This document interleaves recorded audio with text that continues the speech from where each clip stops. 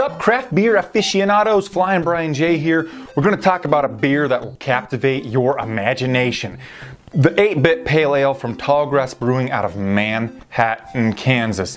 On Untappd, it gets a 3.6 average rating. It has 46 IBUs and it's 5.2% alcohol by volume. I say it'll captivate your imagination because they say that this beer is paying homage to the simple yet complex video games from the 8-bit gaming generation, which basically to me means the Nintendo Entertainment System.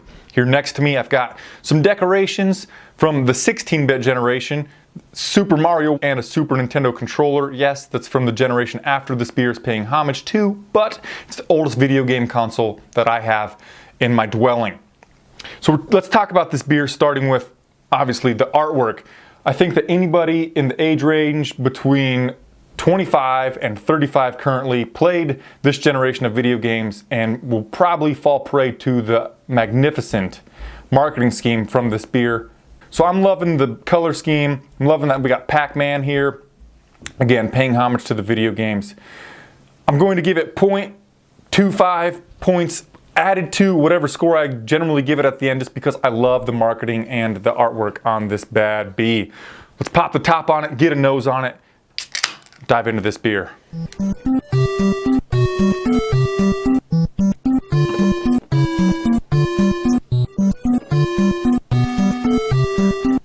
So even though I've got a pint can here, I didn't give myself too much. Just gave it a nice general pour here. Pretty light in color. It's pretty pale for a pale ale. I can smell it from here. So it's got a little bit of clarity. We got about 2 fingers of head on the baby. Head is dissipating. Let's get a sniffer on it.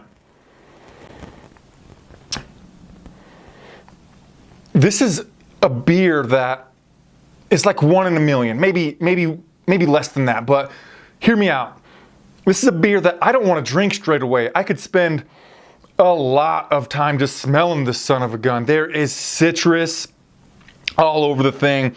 Orange, grapefruit, little lemon zest. And like there's some floral way back in there in the smell with a slight pininess, and then there's some sweetness coming through with whatever caramel malt they put in the son of a gun. Just so complex on the smell. It looks magnificent. It smells magnificent. Let me top this thing off a little. I want a little more foam, a little more head on it. Yeah, it smells so fudging good.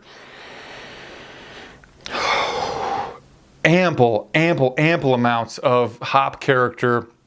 Again, I'm being redundant. I always am.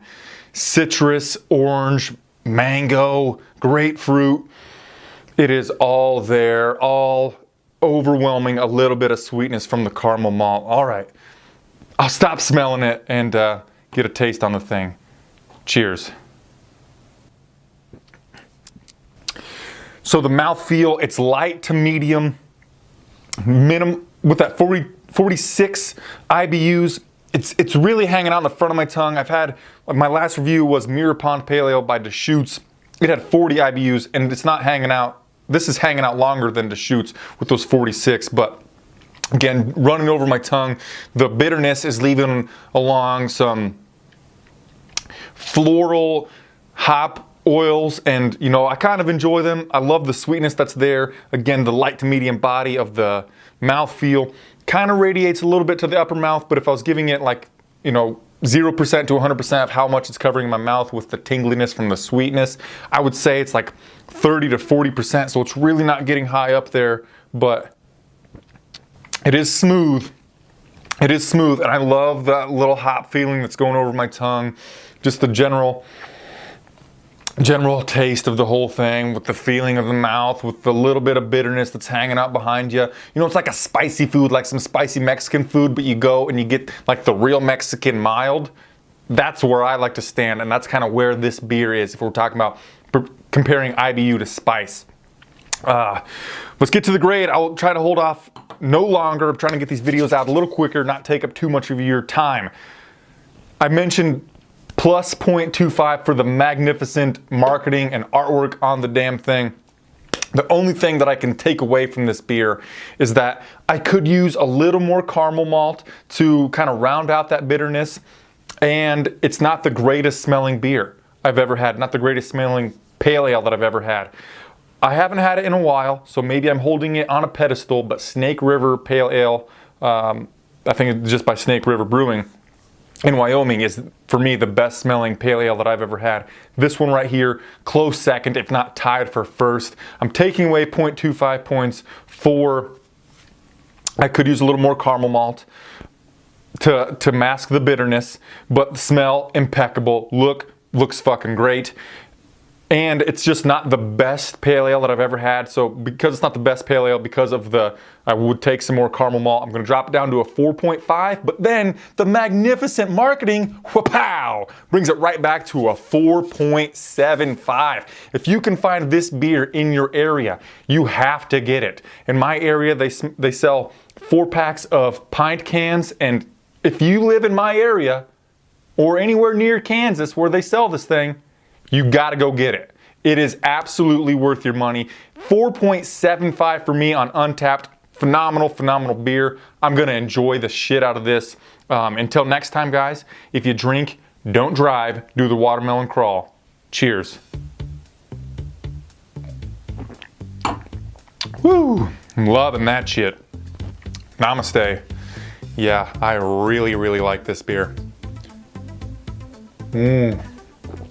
Oh, once it hits your lips, it's just so good. Ah, it's actually better in the smell, but woo, love this shit.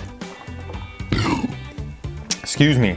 Ooh, got a little hot floral citrus piney coming up with that burp there. God damn it, this beer's phenomenal. I'm gonna go buy some more right now. Tallgrass Brewing, Manhattan, Kansas. They make some good shit. See you guys later. Namaste. Ooh.